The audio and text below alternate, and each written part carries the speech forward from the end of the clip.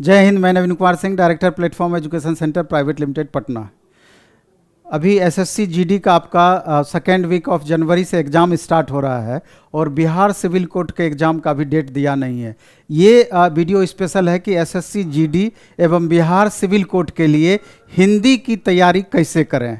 आज हमारे साथ एक्सपर्ट शुक्ला सर हैं, जो कि हिंदी के विशेषज्ञ टीचर हैं और बहुत लंबा अनुभव इनका हिंदी के मामले में बहुत लंबा अनुभव है और लगातार सालों से ये हिंदी पढ़ाते आ रहे हैं। तो इस वीडियो में हम इस बात पे चर्चा करेंगे कि एसएससी जीडी का पहले तो हम सिलेबस पे चर्चा करेंगे। जो भी बच्चे एसएससी जीडी का तैयारी कर रहे हैं उनको सिलेबस पता है कि हिंदी का क्या सिलेबस है, चूँकि 20 क्वेश्चन हिंदी सेक्शन से रहना है और 40 मार्क्स का रहना है ये, तो अपने आप में इसका अलग इम्पोर्टेंट रोल है।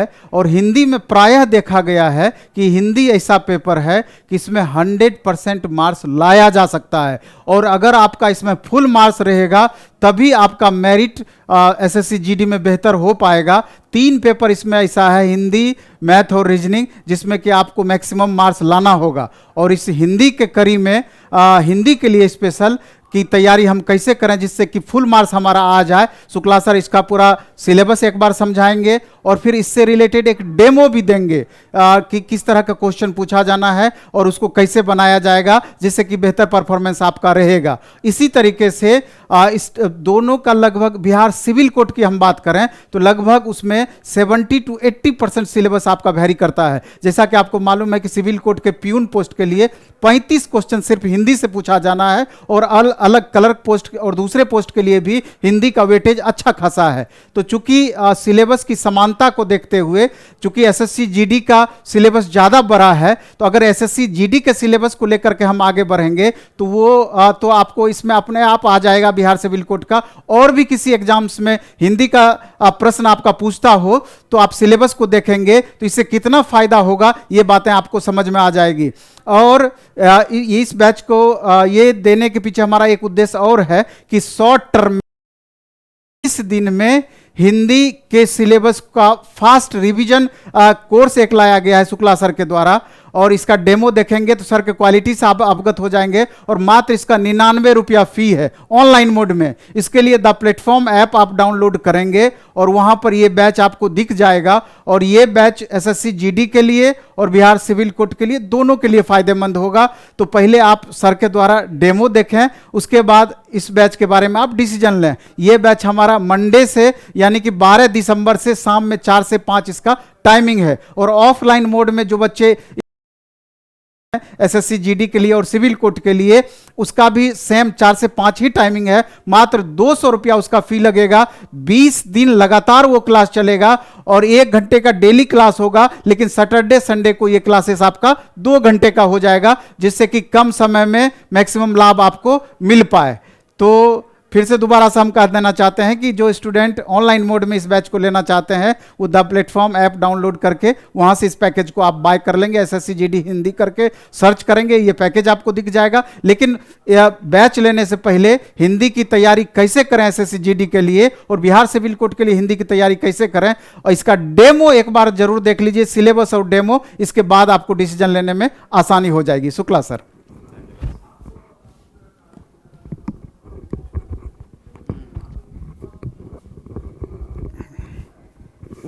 अब अभी सर ने जैसा कि आपको बताया कि हिंदी के बारे में और हिंदी के जो एसएससी जीडी के सब्जेक्ट हैं, जो उसका पोर्शन है और सिविल कोड का जो पोर्शन है, हम उसकी तैयारी कैसे करते हैं। हिंदी सब्जेक्ट स्कोरिंग सब्जेक्ट है।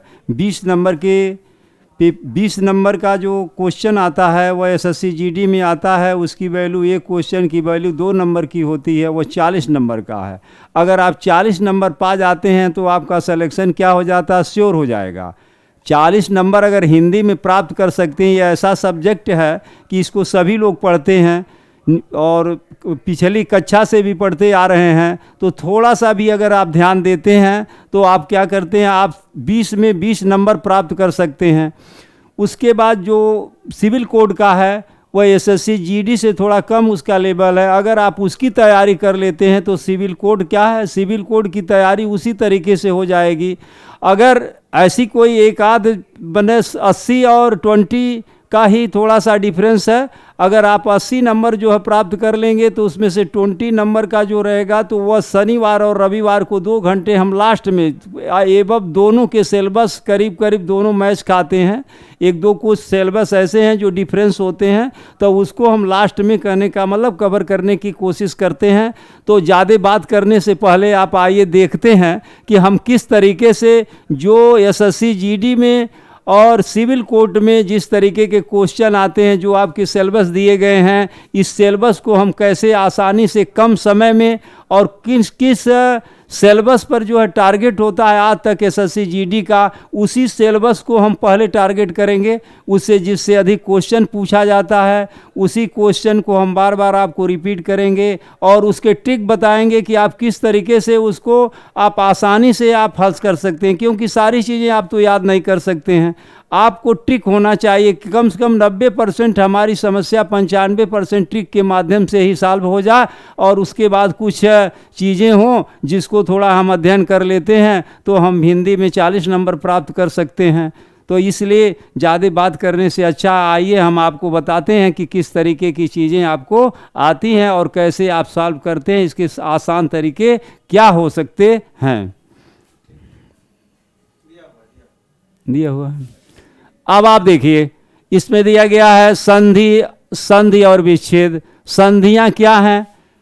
संधि को लोग पढ़ते हैं तो संधियां बच्चे नहीं जान पाते हैं। संधि का विच्छेद ही होता है कि सम धन धी, हटा दें।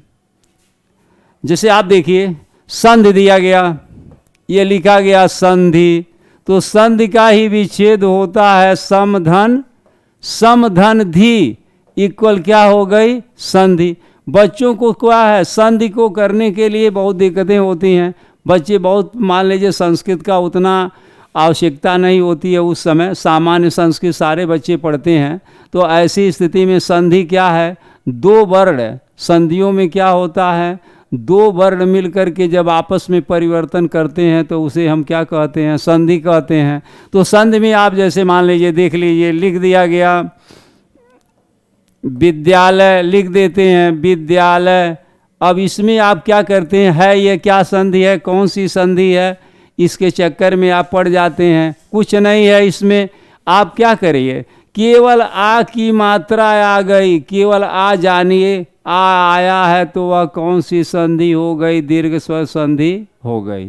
तो आ में दीर्घ संधियों में क्या है? आ है, आ तो ही जानते हैं, आ तो आप देखे ही, अ के बाद आ आता है। इसके बाद देखिए आ के बाद दीर्घ ई आती है, दीर्घ ऊ आता है, और इसके बाद री आता। तो री का तो कोई महत्व नहीं है विशेष रूप से वहाँ पर। तो आपको जैसे ही किसी शब्द में आ की मात्रा आ गई तो आप जान लीजिए कि और कौन दीर्घ स्वर संधि हो गई। आ क्या है? स्वर है, तो हम स्वर कहेंगे। ई आ गया, आप देखिए दी में ई आ गया, जैसे लिखा गया कपीस। अब देखिए इसमें दीर्घ ई आ गया, तो हम जान जाएंगे ये कौन सी संधि है। तो संधियां बहुत आसान होती हैं। संधियां 3 प्रकार की होती हैं। एक स्वर संधि होता है, एक व्यंजन संधि होता है, एक विसर्ग। विशेष रूप से एसएससी जीडी में और इस सामान्य परीक्षाओं में स्वर संधियों की ही चीज़ें आपसे क्या होती हैं, पूछी जाती हैं। व्यंजन संधि और विसर्ग संधि कम पूछे जाते हैं, लेकिन जो भी पूछे जाते हैं उसके ट्रिक हम आपको बता देंगे। दूसरी चीज़ गद्य और गद्यांश लिखा गया है। गद्यांश में क्या है? आप पढ़िए, पढ़ने के बाद देखिए कि किस पर दिया गया है गद्यांश, किस टॉपिक पर दिया गया है। या स्वच्छता पर लिखा है तो उसमें स्वच्छता का ही महत्व होगा। अगर कोई दूसरी चीज़ लिखी हुई गई है तो उसका शीर्षक आपको निकालना होता है कि आखिर इस गद्यांश में किस चीज़ का वर्णन किया गया है, वह कौन सा विषय है। उसी विषय का ही चयन करना ही हमारा क्या कहलाता है? गद्यांश कहलाता है। आप देखिए संज्ञा और सर्वनाम पूछे जाते हैं। संज्ञा और सर्वनाम क्या हैं? सम धन ज्ञा संज्ञा हो जाती है। जब किसी व्यक्ति, वस्तु, स्थान आदि का जो है वर्णन होता है तो वहाँ पर क्या हो जाती है? संज्ञा होती है। सर्वनाम क्या है? सबका नाम, जो संज्ञा के स्थान पर बोले या लिखे जाते हैं उसे सर्वनाम कहते हैं। सर्वनामों में क्या होता है, सर्वनाम के भेद 6 होते हैं, लेकिन कुल सर्वनाम कितने होते हैं, 11 हो जाते हैं। कुल सर्वनाम क्या होते हैं, 6 होते हैं, लेकिन क्या है उसके भेद क्या हो जाते हैं, 11 हो जाते हैं। ये देखिए छंद दिया गया, जो कविताएं आप पढ़ते हैं उसे क्या कहते हैं, छंद, जिसमें लय हो, मात्रा हो, तुक हो, वर्ण हो, यति हो, गति हो, इसका अगर क्रम निर्धारित है तो उसे हम क्या कहते हैं, छंद। आप उसी तरीके से रास्ते पर चलते हुए आपसे क्या निकल जाता, मुंह से आप क्या करते हैं, फिल्म का कोई गाना गाने लगते हैं तो उसे हम कह देंगे मुक्तक छंद, जो किसी न मात्रा पर आधारित है न लय पर आधारित है। लय पर आधारित होता है लेकिन वह हृदय की स्वतंत्र वृत्तियाँ होती हैं, उसमें कोई बाउंडेशन नहीं होता, उसे मुक्त छंद कहते हैं। जो मात्राओं के आधार पर आधारित होती है, जो मात्राओं के आधार पर उसकी गणना की जाती है, उसे मात्रिक छंद कहा जाता है। एक वर्णिक छंद है, वो चीज़ें नहीं आती हैं आपको, वह बहुत हाई लेवल की चीज़ें हैं। आपको केवल छंद के बारे में जानना है, दोहा, सोरठा, चौपाई, 3 ही चीज़ें आपको छंद में पढ़नी है, और किसी पढ़ने की आवश्यकता ही नहीं। इसके बाद दिया गया, देखिए विलोम शब्द लिखे गए। विलोम शब्द क्या होते हैं, आप क्या करते हैं, रट लेते हैं। संज्ञा का विलोम संज्ञा होगा, जैसे दिन है तो दिन संज्ञा है, दिन का विलोम क्या हो गया, रात, रात भी संज्ञा है। ये जानने की कोशिश करिए। आप केवल क्या करते हैं, रटते हैं। आप जान लीजिए कि विकल्प में जो आया हुआ शब्द विशेषण है, तो विशेषण का भी ईमानदार है तो ईमानदार का भी ईमान हो गया। विशेषण का विलोम क्या होगा, विशेषण ही होता है। आप रटते हैं, आप उसमें विकल्प में देखें कि अगर वह विशेषण है तो कहने का मतलब उस शब्द विशेषण है तो उसका विलोम भी विशेषण होगा। क्रियापद दिया गया है तो क्रियापद होगा, क्योंकि विलोम क्या होते हैं, सजाती होते हैं। ये सारे ठीक बताए जाएंगे। समास दिया गया है, जब 2 शब्द या 2 पद की समुचित प्रक्रिया को हम क्या कहते हैं, समास कहते हैं। समास में क्या होता है, शब्दों का मेल, पदों का मेल होता है। संधियों में क्या होता है, वर्णों का मेल होता है। जैसे लिखा गया सेनापति, सेनापति में क्या है, सेना पूर्व पद है, पति क्या है, उत्तर पद है। अपूर्व पद और उत्तर पद प्लस इक्वल समस्त पद होता है। सेनापति शब्द को हम समस्त पद कहेंगे, और सेना को पूर्व पद कहेंगे, पति को उत्तर पद कहेंगे। बस कारक के चिन्ह आ गए तो तत्पुरुष समास हो गया, कर्ता का चिन्ह छोड़ करके। तो जब आप आएंगे, जब पढ़ाया जाएगा तो और विस्तारित किया जाएगा कि आपको किस तरीके से, कितने सूक्ष्म तरीके से, कितना जल्दी आप उसको समझ लेते हैं। मैं पूरी तरह से आपको कोशिश करूँगा। इसके बाद दिया गया कारक। संस्कृत में कारक, कारक पुस्तक एवं उसके लेखक, या लिखा गया कारक। तो कारक क्या होते हैं, संस्कृत में कारक 8, कर्ता ने कर्म को करण से, संप्रदान, अपादान से अलगाव अर्थ में, अधिकरण में प, संबंध का, की, केरी। ये कारक तो रोज आप पढ़ते हैं, रोज उसमें लिखते भी हैं। ये पेपर पढ़ते हैं उसमें भी का, की, के दिया रहता है। किताब पढ़ते हैं उसमें भी दिया रहता है। बस उसी को बता देना है कि आप कैसे करेंगे, ये कौन कारक है, क्या है। केवल आप आगे बढ़ेंगे तो हम आपको सफल बनाएंगे। इसके बाद दिया गया अव्यय, जिसका व्यय न होता हो। अव्यय जिसका व्यय न होता हो, अर्थात जिसके ऊपर न लिंग वचन कारक का कोई भी प्रभाव नहीं पड़ता है। जैसे मैंने कहा कि मोहन और सोहन, तो मोहन और के स्थान पर आप कोई दूसरे का ले आ सकते हैं, सोहन के स्थान पर कोई दूसरे को का नाम रख सकते हैं। और शब्द क्या होता है, नहीं बदल सकता है। जैसे बिल्ली मेज पर है, तो जैसे पर दिया गया, बिल्ली मेज पर है, बिल्ली के स्थान पर क्या है, कोई दूसरे का नाम आप ले सकते हैं। लेकिन पर शब्द क्या है, नहीं बदल सकता है। अर्थात जिसके ऊपर लिंग वचन कारक का कोई भी प्रभाव नहीं पड़ता है, उसे हम क्या कहते हैं, अव्यय। ये प्रत्यय हैं, प्रतिधनय, प्रत्यय का संधि विच्छेद करेंगे। ये क्या होते हैं, शब्द के अंत में जुड़ करके शब्द के अर्थ में परिवर्तन कर देते हैं या चमत्कार उत्पन्न कर देते हैं। जैसे लिखा गया, आप देखिए, पाठक, अक लास्ट में बचा। पाठ का मतलब होता है कोई विषय वस्तु है, पाठक का मतलब क्या हो गया, पढ़ने वाला। अगर आपने पाठ लिखा, आपने पाठ लिख दिया, तो पाठ में लिखने के बाद, पाठ में अगर लिख दिया, आप लिखे पाठक, देखिए पाठक लिख दिए, तो पाठक में पाठ मूल शब्द हो गया, अक क्या हो गया, प्रत्यय हो गया, अक में क शेष होता है। अगर अक लिखा गया तो भी ठीक, नहीं लिखा गया तो क भी ठीक। अब देखिए पाठ का मतलब आप कोई आपका लेसन दिया गया है उसको है, पाठक का मतलब क्या होता है, पाठ को पढ़ने वाला। इसके बाद दिया गया देखिए संधि विच्छेद दिए गए, समानार्थी भी दिए गए हैं। समानार्थी समान अर्थ देने वाले शब्द जो आप पर्यायवाची कहते हैं, जिसे आप क्या कहते हैं, पर्यायवाची या प्रतीक। तो ये जैसे आपको दे जाएगा, कोई भी शब्द दिया जाएगा और उसका पर्यायवाची है, जैसे चंद्रमा का है, विधु है, शशि है, शशांक है, इस तरीके की पर्यायवाची पूछी जाती है। पर्यायवाची में आपसे कॉमन पर्याय पूछी जाएगी, कमल है, चंद्रमा है, गर्धव का विशेष रूप से इस समय पूछा जा रहा, लक्ष्मी के। दूसरी चीज़ गंगा नदी और यमुना विशेष रूप से इस समय उठाया जा रहा, गंगा है, यमुना का क्या है, ये सारे चीज़ें आपसे पूछी जाएंगी।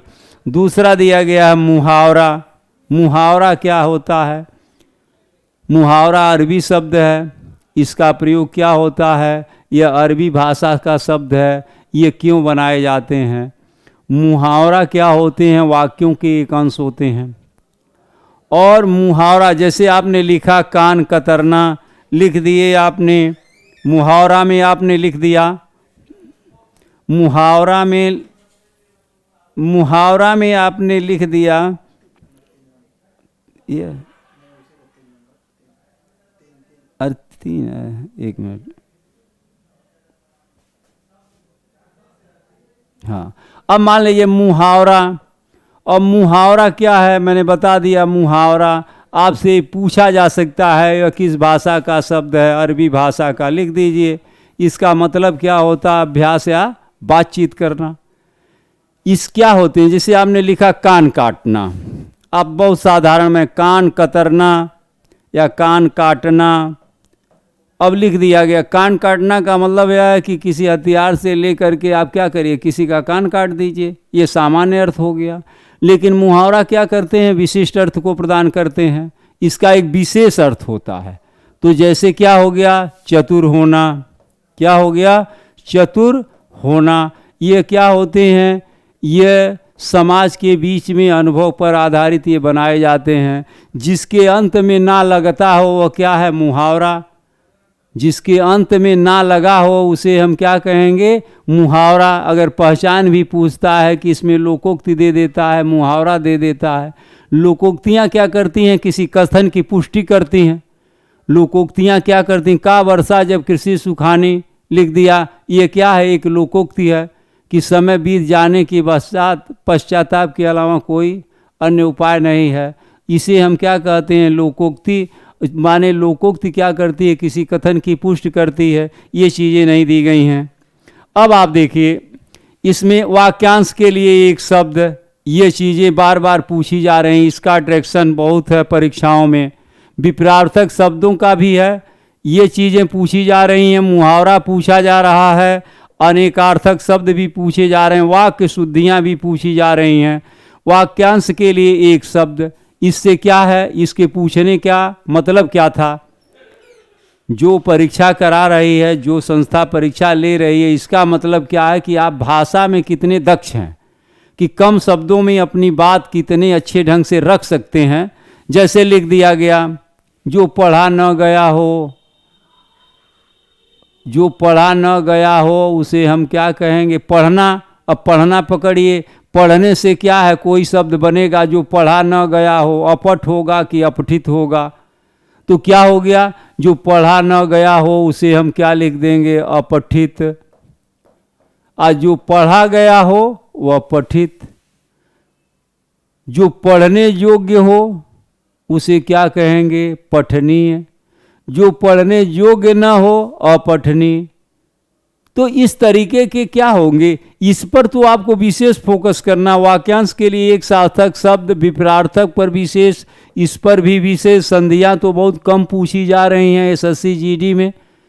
लेकिन हम क्या करेंगे, हम जितने एसएससी जीडी में आज तक जो भी पेपर आया है, जिस टॉपिक पर जिस टॉपिक पर उसका फोकस है, जिस टॉपिक से प्रश्न आज तक आते रहे हैं, उसी टॉपिक को हम पहले फोकस करेंगे, उसका सरलीकरण बताएंगे कि आप किस तरीके से इस चीज़ों को हल करेंगे और कैसे 20 में 20 नंबर प्राप्त कर सकते हैं।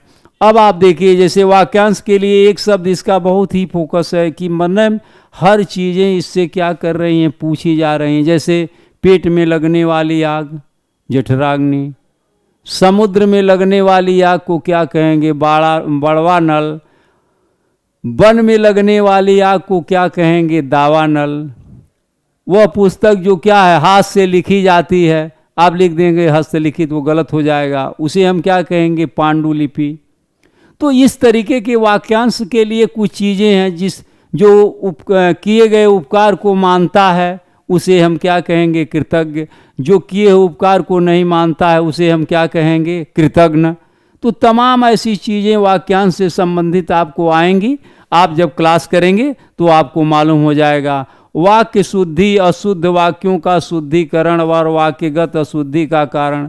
अब देखिए, शुद्धि केवल आप पढ़ करके क्या करते हैं, पढ़ने के बाद पढ़ते हैं, पढ़ करके ही वाक्य को शुद्ध करते हैं कि पढ़ने में ठीक लग रहा है, बैठ रहा कि नहीं, तो उसे बैठाना नहीं है। वाक्य शुद्धियों में क्या होती है, लिंग दोष होते हैं, वचन दोष होते हैं। जैसे उसने हस्ताक्षर कर दिया, नहीं हस्ताक्षर कर दिए, तो ये सारी चीज़ें आपको मान लीजिए कि किसमें कारक दोष है, किसमें वचन दोष है। ये सारी चीज़ें आपको हम क्या करेंगे, अभ्यास कराएंगे कि किस तरीके से इस चीज़ों का आप क्या करें, अध्ययन करें और कैसे हल करें कि तुरंत ये सब चीज़ें आप क्या करें, पकड़ लें। यह वाच्य दिया गया है, वाच्य और कृतिवाच्य। वैसे एसएससी जीडी में तो बहुत कम पूछा गया है, मैंने पूरा सिलेबस का अध्ययन किया है। लेकिन कर्तृवाच्य का मतलब होता है कथन, एक कर्ता प्रमुख होता है। कर्तृवाच्य में, कर्मवाच्य में कर्म प्रमुख होता है। जैसे वह किताब पढ़ता है, वह पढ़ता है, लिख दिया गया। या मोहन पढ़ता है, तो क्या हो गया, कौन पढ़ता है, मोहन पढ़ता है, तो यह मोहन का महत्व है। अगर यह लिखा गया किताब मोहन के द्वारा पढ़ी जाती है, तो किताब क्या है, जिसे कर्ता अधिक चाहता है वही क्या होता है, कर्म होता है। अगर कर्म को हम पहले ले आ देते हैं, लिख देते हैं, तो वह कर्मवाच्य हो गया। या से या द्वारा का प्रयोग कर देते हैं तो कर्मवाच्य हो गया। भाववाच्य में क्या है, जब वह हमारा भाव प्रधान होता है, जैसे इसमें कर्म नहीं होते हैं, इसमें क्या होती है, सकर्मक क्रियाएं नहीं होती हैं, अकर्मक क्रिया होती है। उससे पढ़ा नहीं जाता है, उससे खेला नहीं जाता है, उससे सोया नहीं जाता है। इस तरीके के वाक्य आएंगे। इसके बाद क्या है, अशुद्धिकरण, शब्दों का भी शुद्धिकरण आता है। आप देखिए, शब्दों का भी शुद्धिकरण आएगा आपको। शब्दों का शुद्धिकरण हम कैसे करेंगे, जैसे दे दिया गया, आप देखिए, अनाधिकार बोलते हैं कि अनाधिकार की चेष्टा नहीं करनी चाहिए, शब्द ये सही नहीं। अनधिकार क्या है, अनधिकार है, क्या कौन सा शब्द है, अनधिकार है। अब हम क्या करेंगे, शब्दों को देखें कि मतलब ये शब्द क्या है। जैसे आप लिख देते हैं कैलाश, कैलाश शब्द क्या है, ऐसे लिखा जाता है, थोड़ा सा प्रयास करना चाहिए। आप क्या है, बार बार तालब विषय का प्रयोग करते हैं, वहाँ तालब विषय गलत होता है। ये देखिए, कलश लिखते हैं तब इसमें तालब विषय की बात आती है। ये सारी चीज़ें आप कर सकते हैं।